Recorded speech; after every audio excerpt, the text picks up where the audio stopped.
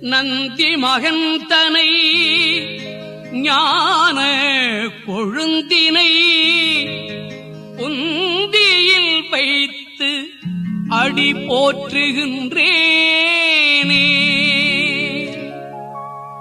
ஐந்து கரத்தனை ஆனை முகத்தனை இந்தின் இளம்பிறை போலும் எயிற்றனை நந்தி மகந்தனை ஞான கொழுந்தினை உந்தியில் வைத்து அடி போற்றுகின்றேனே.